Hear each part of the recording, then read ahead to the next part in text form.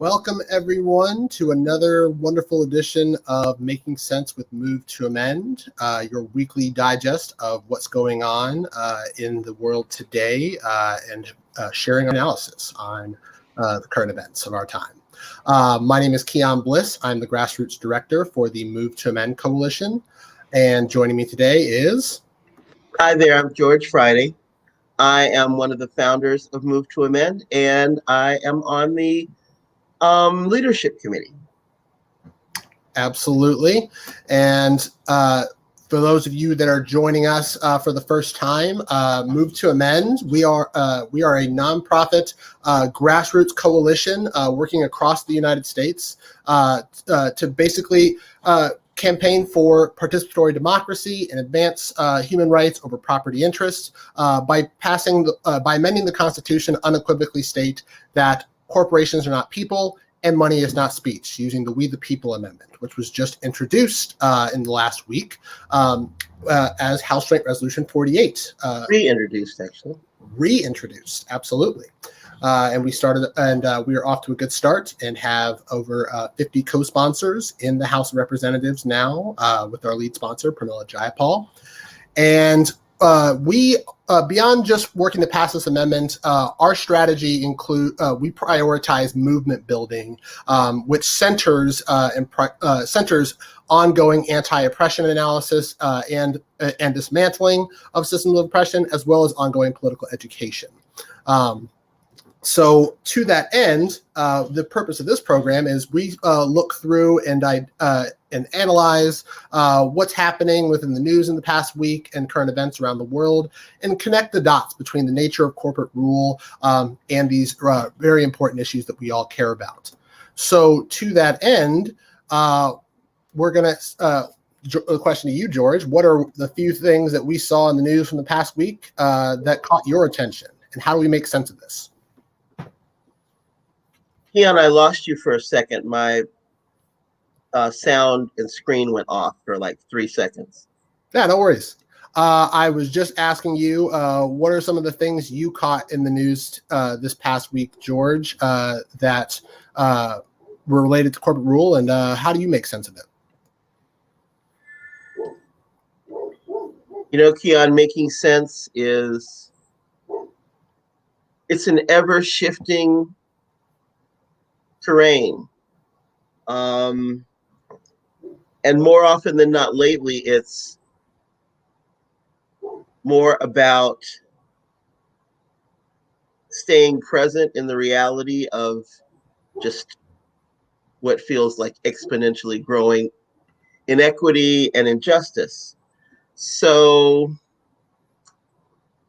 I know that what we've seen in the news this week and since the beginning of the year is rooted in white supremacy. So when I see an act of violence on the news or read about yet another person who's lost their life and liberty because of an act that's rooted in racism and white supremacy, I'm able to see that. And seeing it and recognizing it both helps me know that I'm not insane. What I see is really happening. I think for a long time, it's possible, and especially possible, not just possible, but the reality of white people, although it's not really my place to name anybody else's reality, but you didn't have to see. I was talking to a colleague today who said, and we were talking about the current situation in terms of violence against brown and black people. And this person said, I want to witness and be witness. So maybe that's one of the things we can do for each other is I witness you, you witness me, and we validate that we are real, that what we see is really, truly happening. Because, you know, if you're a white person, you could not see it and say it's something else. And for many, many, many years, maybe hundreds of years, part of what this country's done to allow itself to exist with some of the heinous realities that existed since the founding is to make it not what it is, and to see it as something else, to see it as, well, these less than humans don't need recognition or rights because they're less than humans. And since they're less than humans, we can treat them any kind of way. And since we can treat them any kind of way, they have no value. Therefore, there are no consequences for erasing their existence or destroying their liberty. I don't know if that's a response or answer to your question, but it's as long as I care to speak at the moment. Totally understand, and I appreciate your authentic and and real insight into that, because I mean that really is kind of what it comes down to for Move to Amend. We're not working to pass the We the People amendment just because of its politics. It's not a political issue for us. This is a human rights issue that intersects with every struggle for justice that's happening in our time, including the struggle for, against police brutality and white supremacy. Which is our direct, which law enforcement in the United States, unfortunately, is deeply rooted in, and alongside racial capitalism. And to that end, I mean, we can see that within the ongoing trial of Derek Chauvin in Minneapolis, as well as this weekend's shootings of Daunte Wright, and the discovery that Adam Toledo, a 13-year-old Chicagoan, was shot not with a gun in his hand, but with his hands up within 20 seconds. And we continue to see these images of Black bodies being brutalized, being taken before our very eyes, oftentimes portrayed on repeat by a for-profit news industry that controls 90% of what we read, watch, and listen to, and it continues to reinforce this cultural perspective that Black bodies, brown bodies, like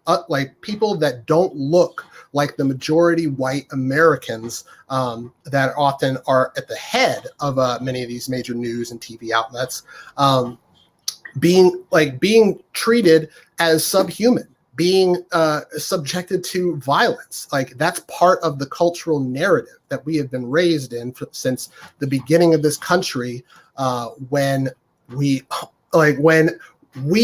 as Black people were considered nothing more than property. Mm-hmm. And we've been able to come full circle now to where property, that being corporations, have are people with the same human rights as you and me. Well, actually, not me. More human rights. More human.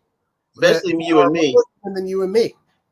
And we can I have a couple of questions for you, Kion. Sure. One is I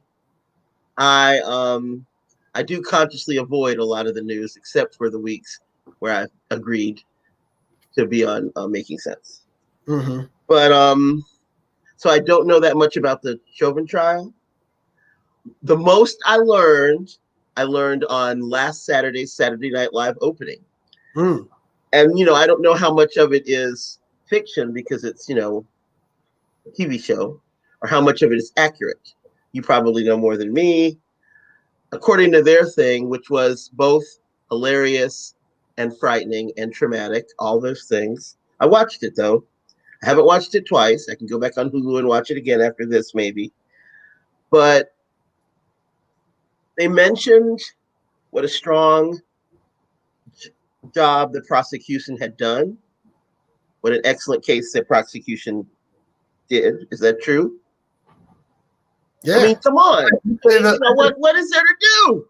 Right. Okay. I'd say of all the trials against police officers for killing unarmed civilians right. This is the strongest prosecution case that I've ever personally witnessed. Okay. Okay. And the defense, if I were it's kind of the mind is if I were Derek Chauvin, I would sue that defense attorney for malpractice or some shit, because they even the witnesses that they can come up with are just repeating ad nauseum the same tired propaganda and victim blaming that we can have been perpetuated and enforced upon for generations. Wow. That it's our fault, that somehow George Floyd's choices led to his murder. for having a knee on his neck for 9 minutes. Right. It's absurd. Oh, they said something on the show about it. Something about. Oh, okay. Here's where I'm gonna divert from my question because I remember something I wanted to share.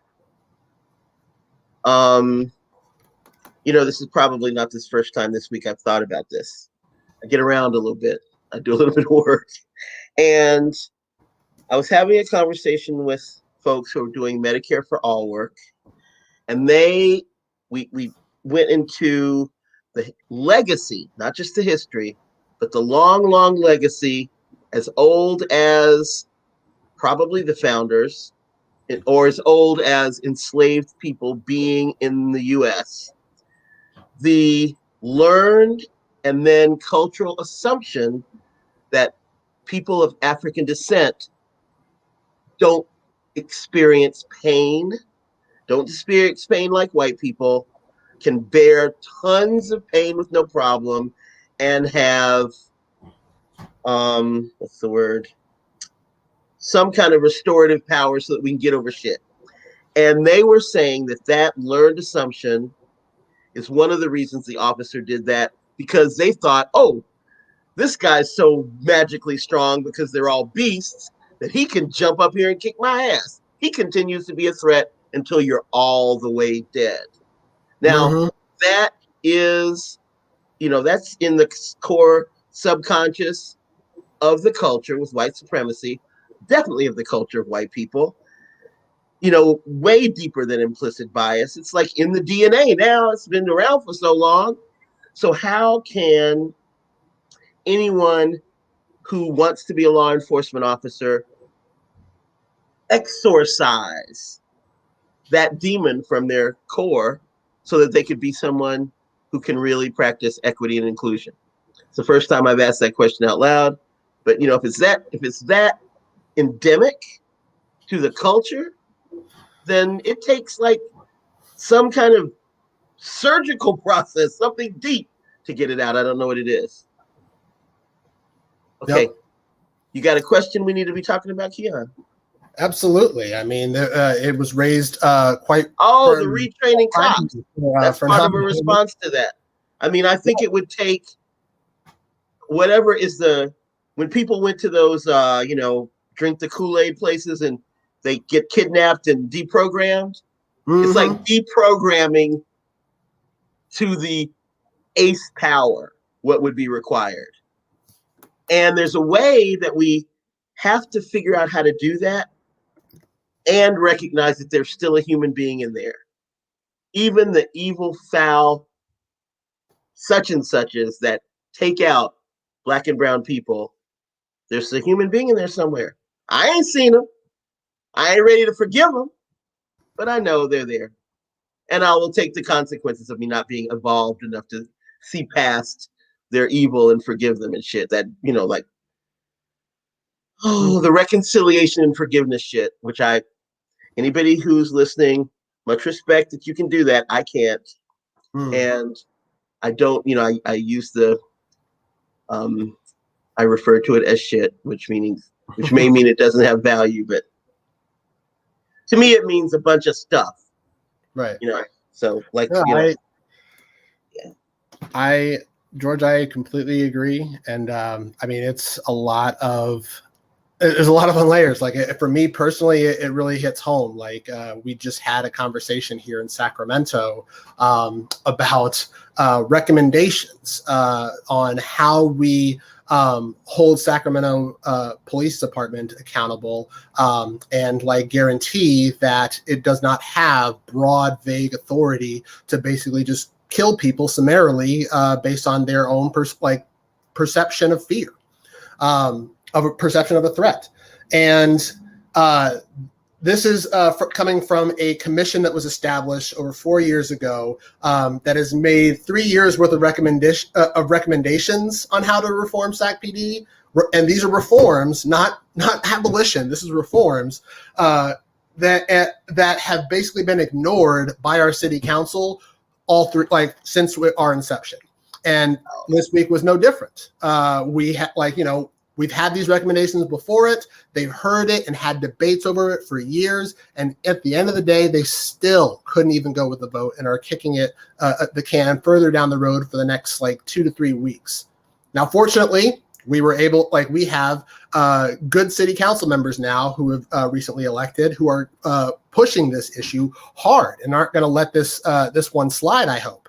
But this is just par for the course across the country. The reason that we can't retrain all of these cops is because they fight tooth and nail through their law enforcement, through their unions and their associations, their nonprofit associations, with money.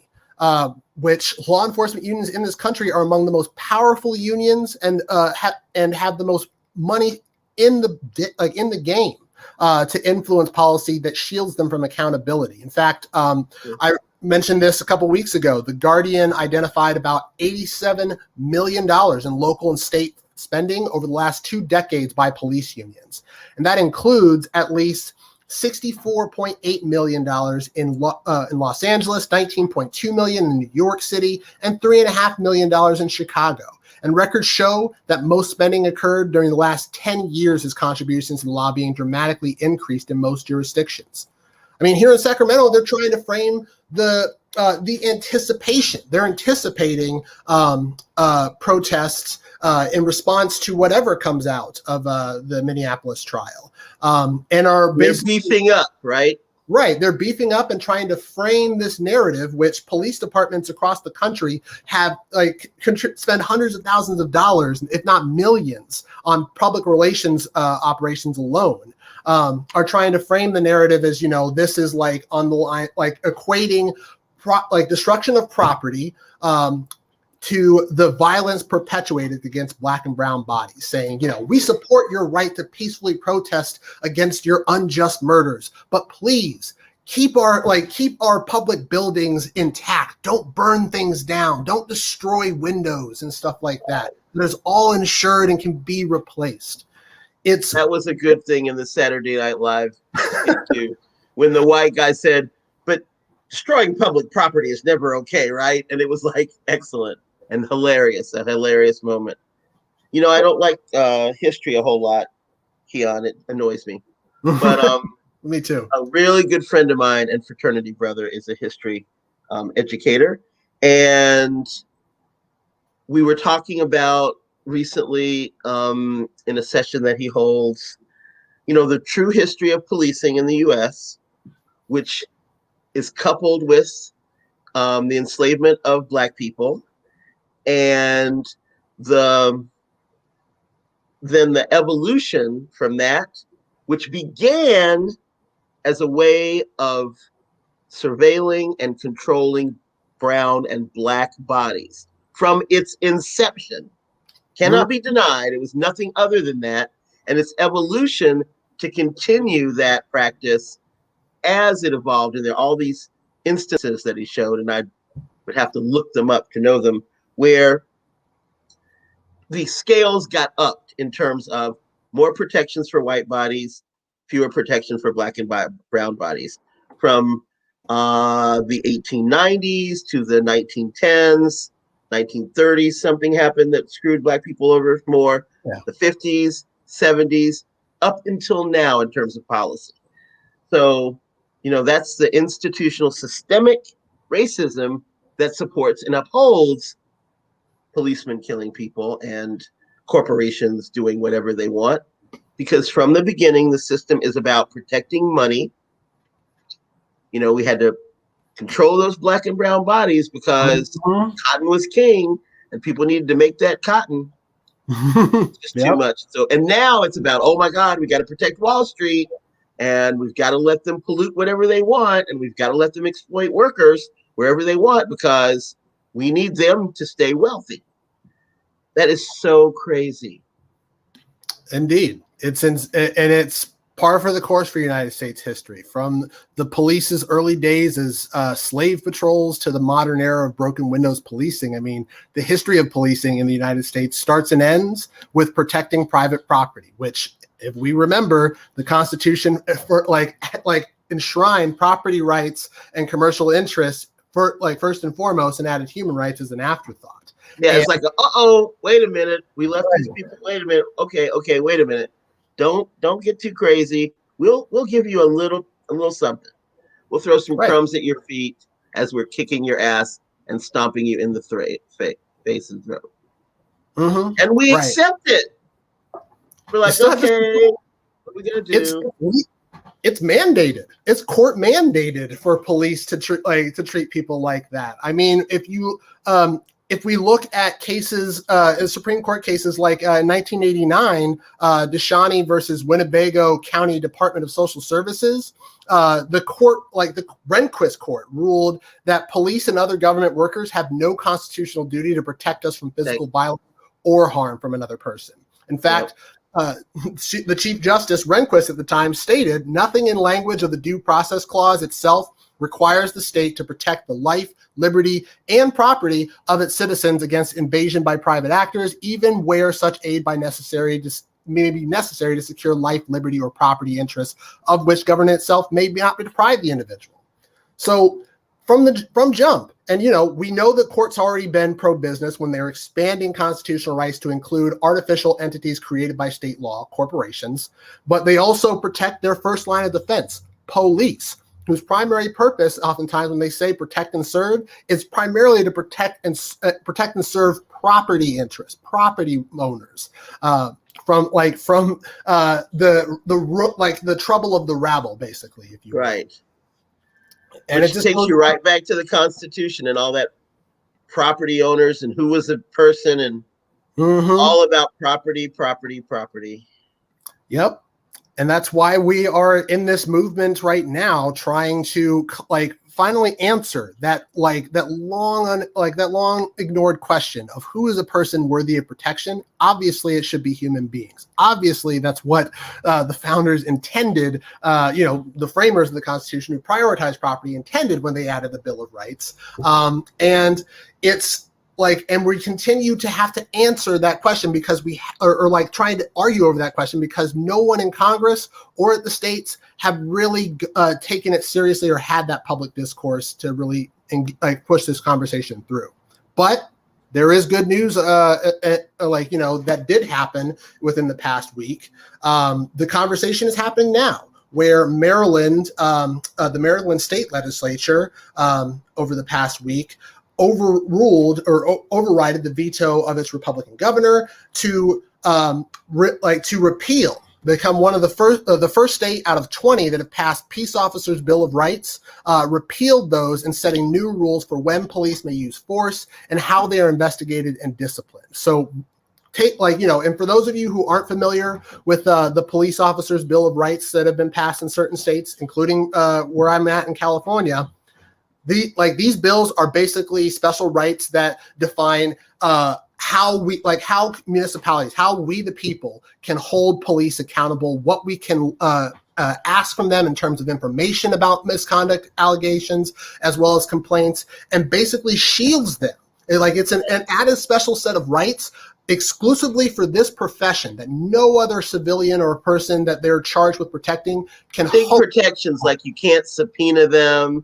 You can't, make them do a disclosure without all these people present to protect them. Right. And it allows police officers to escape accountability. Even if they get fired from their local departments, it hides their personal misconduct records that show that misconduct. When they go to apply at other police departments, and then can get rehired in a different community to continue committing the exact same behavior. And it really drives me crazy too. Like here in Sacramento City, when we were talking about our recommendations this week, we had sitting council members that have been here for multiple cycles over, still refusing to see the systemic nature of police brutality and its roots within white supremacy, and was all but willing to basically ready to say not only was he not willing to vote for these recommendations, but he wanted to hear specifically from the chief of police. He wanted law enforcement to be represented and weigh in on these recommendations, despite the fact that the commission that created them actually has been asking them, and they have participated in creating these recommendations going forward, and have even implemented some of them already. But they don't. But because police are not required to be transparent about their policies and practices, they basically can just ignore and pretend like they don't exist, or like, not inform the public of when they make these changes. But we're entering in a new era, one hopes, fingers crossed, and this could, Maryland's repeal of its peace officer Bill of Rights could be the first step towards getting towards repealing the whole era of giving special rights and protections to police to shield them from accountability from the communities they serve. So here's hoping we can see more of that. In other news as well, which sadly ties into the ongoing reckoning with white supremacy. I thought we were on good news now. There is some more good news. Okay, go ahead. As long as there's more good news, I'm cool. Go ahead. Totally. So recently, over the past week, there have been advancements of what many call anti-protest bills passing through state legislatures across the country.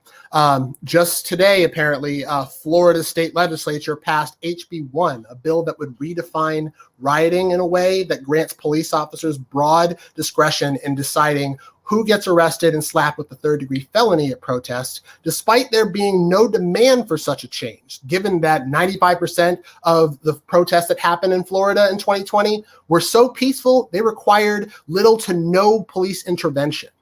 And if criminalizing peaceful protests wasn't bad enough, the bill also fails to provide any protection for people who have not even engaged in any disorderly and violent conduct. Instead, what would it allow? It would allow its Republican governor, Ron DeSantis, and his cabinet to take control of a local city budget and then amend it to their liking at the appeal of any county commissioner or state attorney, doesn't matter who, regardless of whether local elected officials approve of changes made in the budget, effectively hindering local communities of their inalienable right to self-determination, and including how to allocate law enforcement resources to address their own critical needs. It would also shield counter-protesters from any civil liability for killing a peaceful protester or demonstrator with their vehicle, and makes pulling down a Confederate flag, a racist symbol from a rebellious past, to a punishable offense by up to 15 years in prison. So how do we make sense of this? I mean, let's call it what it is, George. You started off.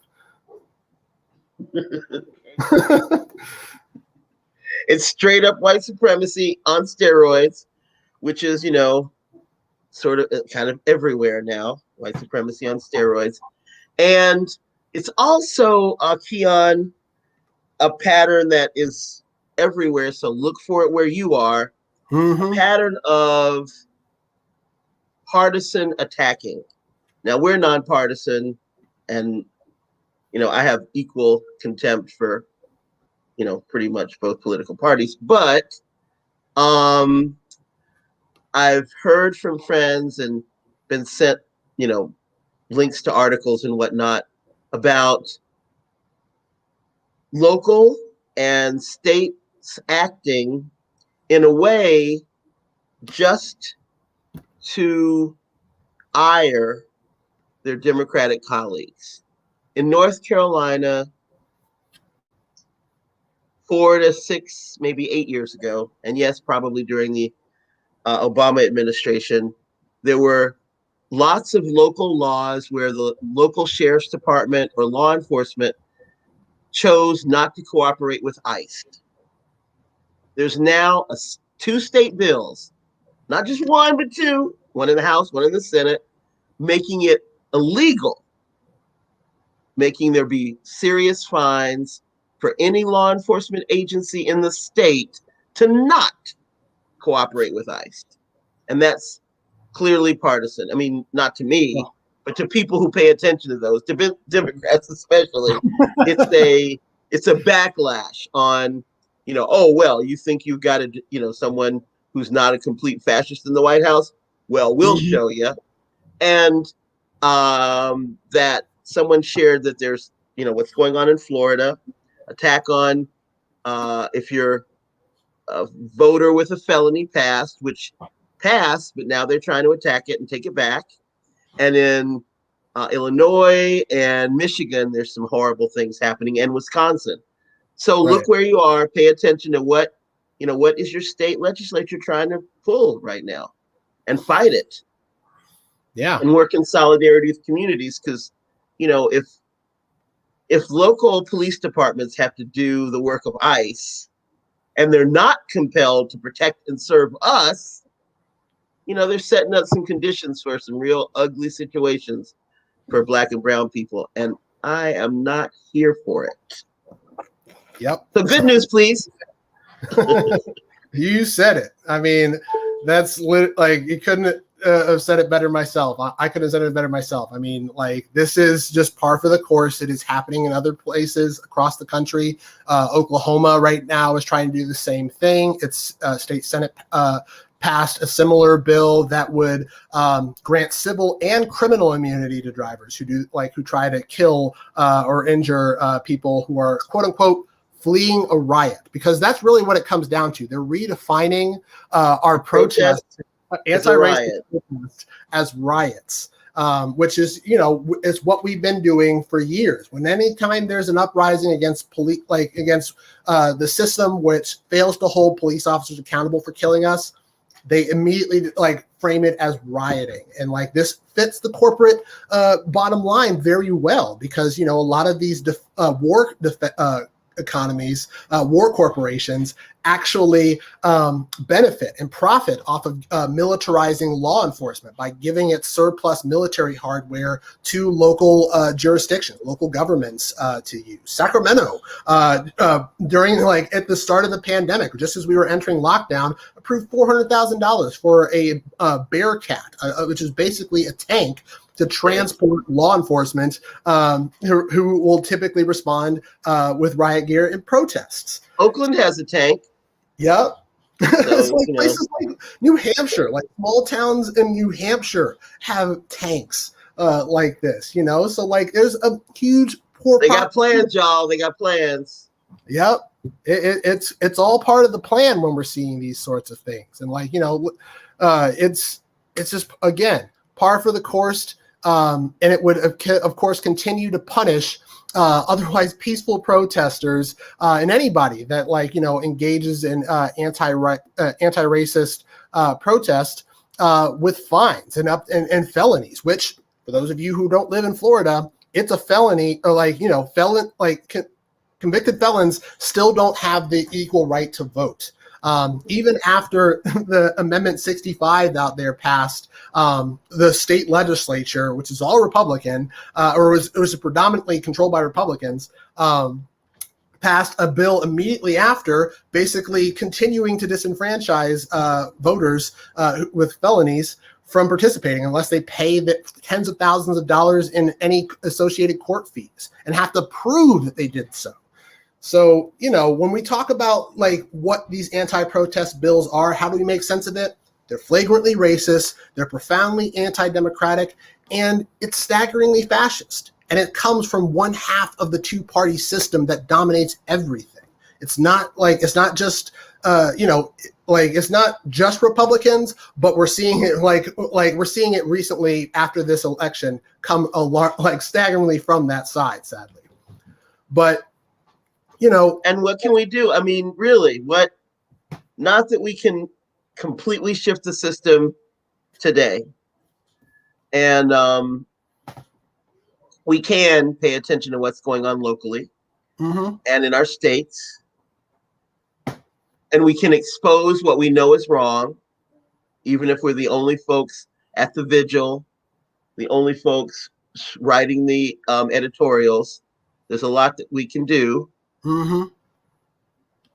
But what are your recommendations?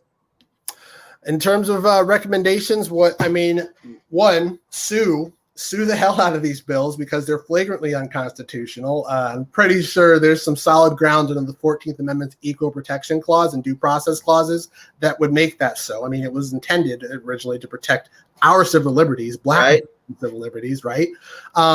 But yeah, I mean, this is like, I'm kind of the mind that like it comes back to, I think it was the old Mahatma Gandhi quote.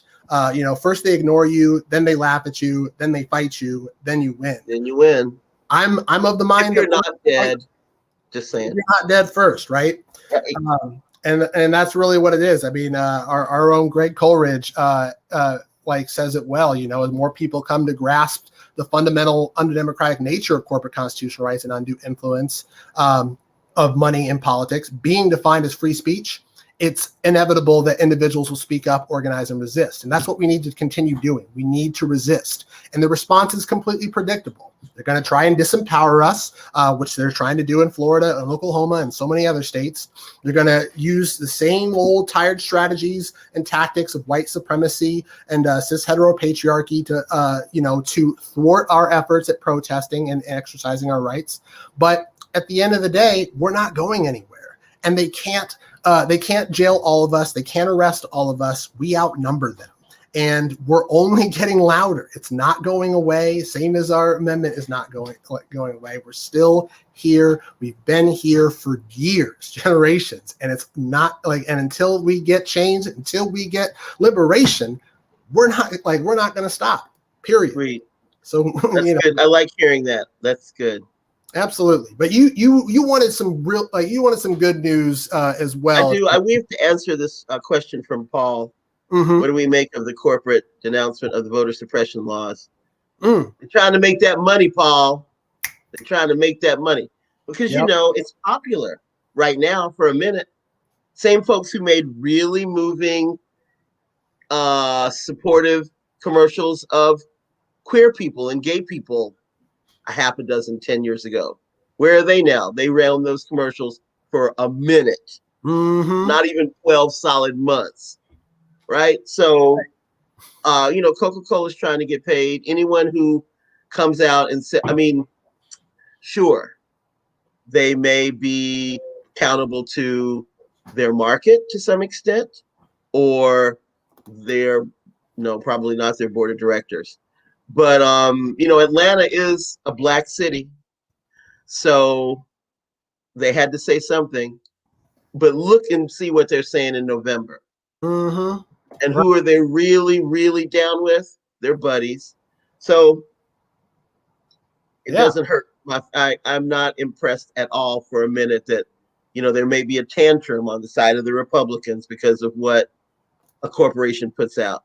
Because they will do that publicly. And that they'll go back to the same, country clubs and the same golf courses and be like, man, I know that was raggedy, but you make that money. Right. So that's what I think of it. That's what I make of it. True story. Business as usual.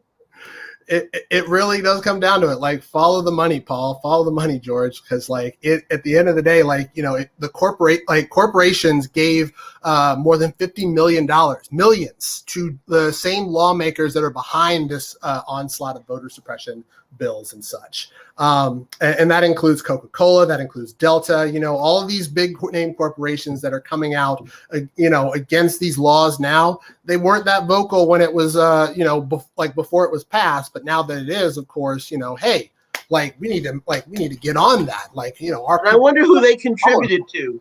I wonder who they contributed to in 2016, right. Delta and Coca-Cola. I wonder. Right. This isn't the first time that corporations have tried to profit from the ongoing social justice, movements of the day. Like, we just saw it over the past few years with the NFL's problem with, outspoken team players of color who get banned in front, like Colin Kaepernick. They're all okay with, putting money into the NFL, which is like the largest nonprofit, the most wealthy and profitable nonprofit corporation, in the U.S. at the moment. But it's also they were making money off of him. They were literally selling Nike brands. Like, Nike was putting out these ads talking about social justice issues and police brutality issues, but they'll still put money into the NFL that loves to headline police and military, people like peace officers, as they call them, in their games. So it's just at the end of the day, if it makes them a buck, they'll get on any bandwagon you give in front of them. So Yeah. don't listen to it. They pay market professionals big bucks to tell them, here's the trend. This is what's trending. Let's do this week. Good news, please. Mm-hmm. I request some good news. Good news. Good news. So, the U.S. finally announced that after 20 years, it will end its longest official war in Afghanistan, just in time for the 20th anniversary of the September 11th attacks. So, good news for sure for the millions of us who have been impacted by America's longest war, as well as the roughly 10,000 or so or more families of soldiers that are still deployed over there. But it really is such a shame that it took wasting $2 trillion and killing over almost 250,000 people before our government recognized how utterly stupid it is to unilaterally declare war and commit to it endlessly. So yay. One of the longest wars has ended. Now the step is let's prevent endless wars and war profiteering going forward from this point. Let's learn the real lesson that comes from Afghanistan. I should know more about what I'm about to say, but I don't. But we certainly have a responsibility to whatever extent we can mitigate some of the harm that we've done in that region, not just Afghanistan, but the region, Syria, Yemen, Lebanon, horrible conditions in those countries right now at our feet because of what we've done. And I say we intentionally because, yes, the US government is crazy as hell and we need a new constitution, but I'm here. I get the privilege of being a US citizen, whatever that is. Right. So I'm responsible and accountable as we all are.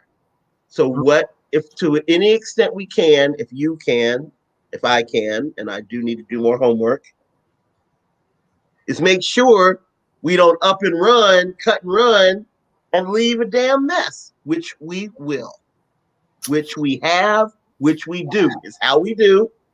And meanwhile, it's not like endless war will go away. We'll have war somewhere else. There'll be, that is the plan. Endless war is the plan. Right. So we still have to fight against that while we look over our shoulder and make sure it's not as horrible as it could be, what we leave behind. Exactly. I mean, let's not forget that endless war, the U.S. war policy is a bipartisan affair. Oh yeah. It doesn't matter with the Republicans or Democrats. They've all signed off on it.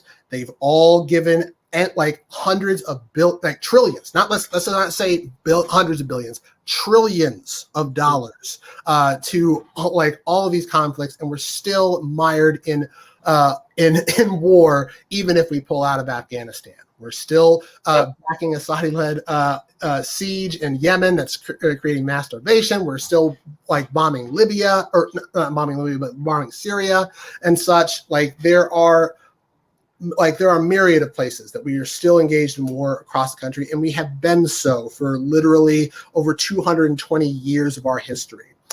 So we can't forget that, and we can't forget to hold all of our elected officials accountable for this, which we're seeing that the current administration is still down to give all in Pentagon budget another $750 billion. So, and we're the biggest polluter in the world.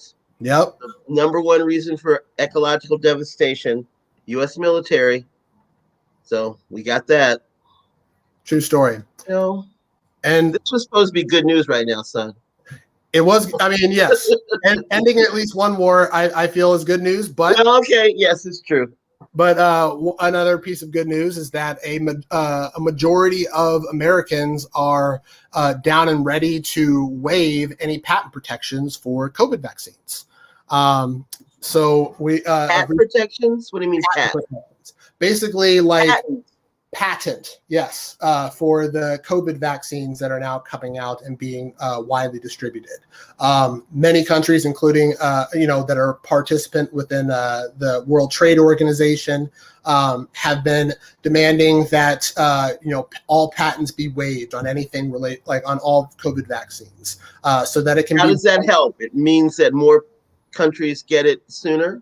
Yes, especially poor countries, which as it is right now, barely. I think the recent number was like barely 2% of impoverished nations have had access to the COVID vaccine. So if we can waive these patents, that would make it so that everybody on Earth can have access to it. So, yay that for Americans getting on the same page with that and really. So greed rears its ugly head again. We can't even have good news without greed being in it. It's true. It's a sad state of affairs at the moment, but people are working and ready to mobilize, and it's as bad as. Hey, I got my first shot yesterday. You got your first shot. That's good news right there. Got a little thing right here. You see my little bandage? Yep. Very nice. I'm prepared to be sick after I get the second one because. From what I've heard, yeah. Mm-hmm. Hey, it's still that's good development. I still need to get my my vaccine registration, but they just opened it this week. Yeah, that's what they did here too. It's open to everyone over 16. Right. Yeah. So here's hoping, that we are really turning the page, and there's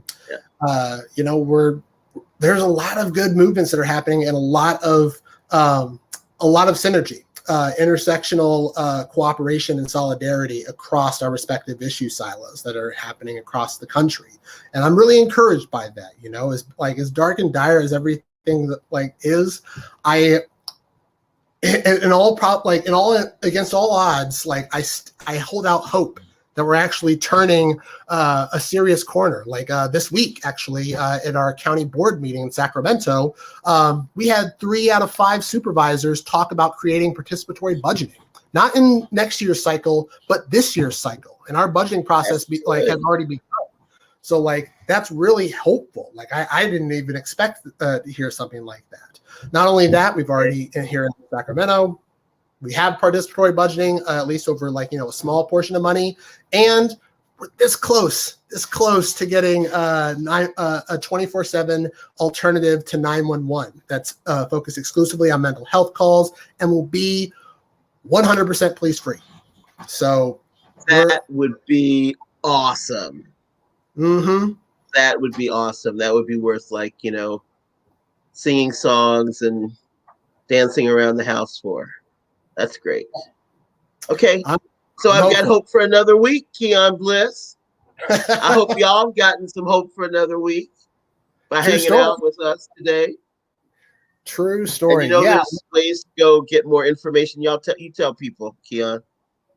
Yeah, no worries. We're gonna ways you can get involved, of course, is always by signing our petition. If you go to movetoamend.org/motion, you can get all the latest updates and opportunities for your participation within our campaigns by just signing online or by texting amend AMEND to 707-656-4019. It's that simple.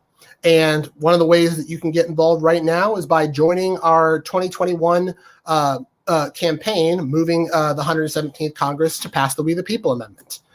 Just go to movetoamend.org/117 campaign, and you can get all the materials and resources you need to get our Congress members to back House Joint Resolution 48, the We the People Amendment.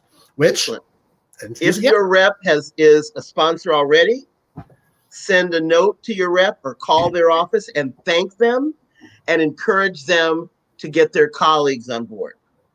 Okay? Thank them for being down. Thank them for their foresight and their humanity or something great, and then tell them to get their other people on board. Another wonderful thing that we really would appreciate people doing is supporting Move to Amend, supporting the work that is happening with Move to Amend.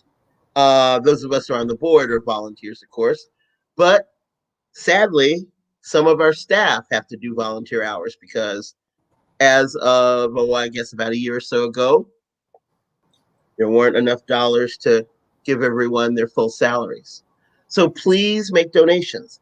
A monthly donation or a quarterly donation is best, whatever is okay with you. I recently made my donation. If you got a stimulus check and you give some part of that, I think I heard some brilliant person named Greg Coleridge said 1/14 of your stimulus check, tiny little fraction, 1/14, but it would be awesome. So please make a donation. Please make regular donations to Move to Amend. You get to say the last word, Kion. Sure thing. And speaking of donors, I'm also one of those donors, even though I am currently all volunteer at the moment. So, that's how much I believe in this movement, and I hope you all join me in that. Also, of course, check out our movement education program. If you go to movetoamend.org/education, you can learn more about the intersectionality of of all these issues that we care about and the nature of corporate rule. And it helps to prepare us and share the same level of analysis with those of us that are on the front lines of struggle against corporate rule, particularly Black and Latinx communities, brown communities, indigenous communities, women, immigrants and undocumented communities, the queer and trans community, and also other poor people, like the poor community, people that are living on low income. Like all of our respective issues, they're directly connected with one another, and it all comes down to the same wealthy corporations and the same profit-driven motive. So continue to educate yourselves and further your ongoing political education and analysis around oppression. Thanks so much for joining us this week. And next week, do we know who are going to be our hosts? And who's that? It will be Jessica and Greg next week. So definitely tune in next week for another exciting edition of Making Sense with Move to Amend. Thank you so much for joining us, y'all. And we will look forward to hearing and working with y'all coming up in this movement. Take care. Take care.